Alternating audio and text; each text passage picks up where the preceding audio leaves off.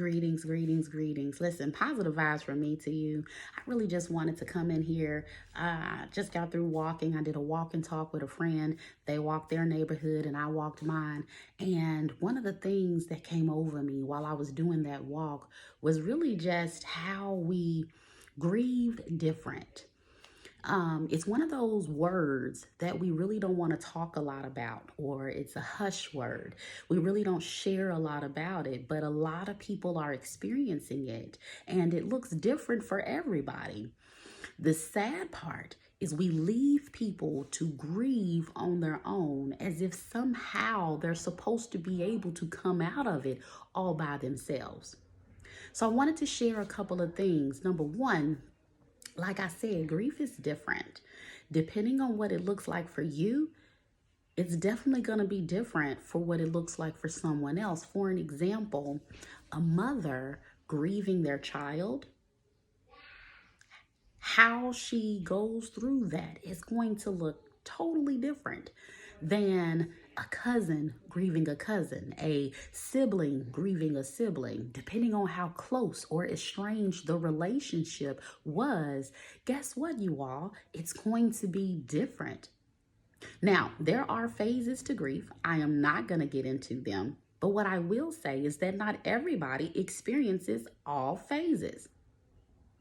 You could have someone grieving and only experience a couple of the phases and keep it moving. Life goes on. It is what it is. Boom. But you could have someone who is literally experiencing all of the phases on a wavelength, riding that emotional roller coaster. As the waves hit through, they're literally impacted across all parts of their life. Why am I saying this? Because sometimes we mislabel people.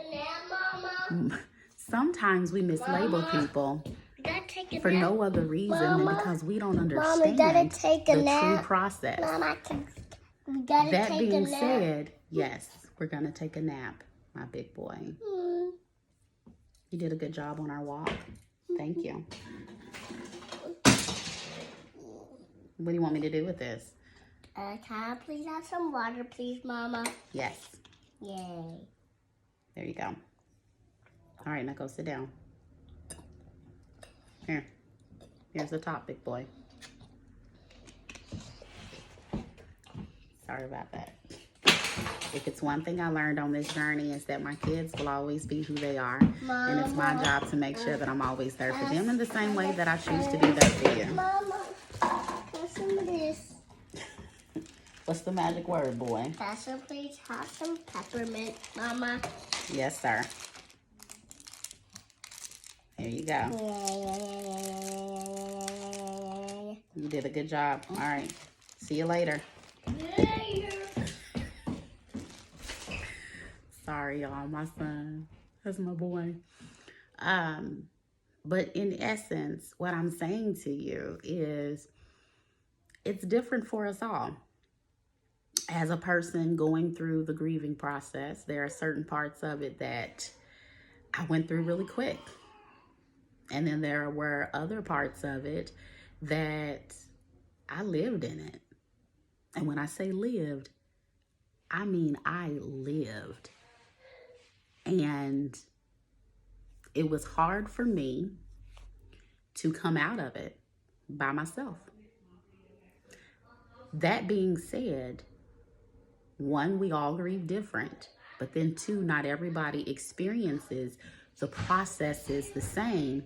The third one is never leave a person alone to grieve on their own. How do you interact with a person who's going through their process? For me, never change who you are to me.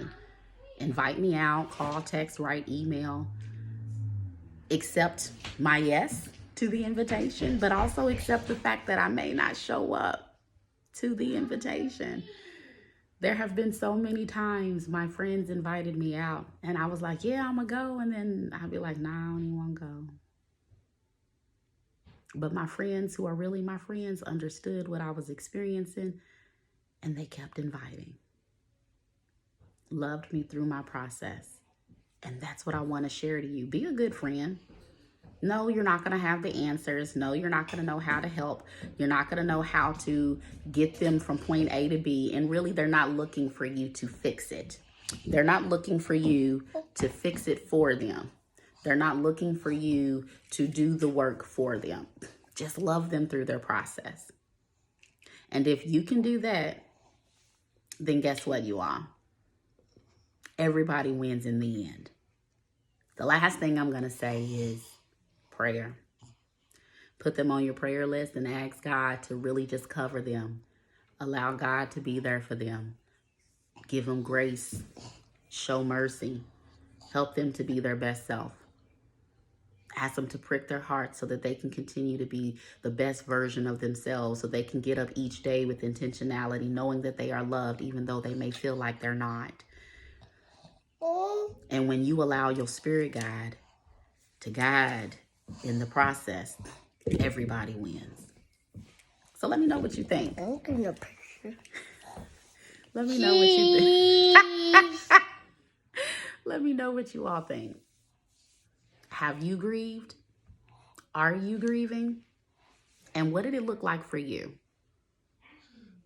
What helped you get to the other side to where you can start smiling and enjoying life again?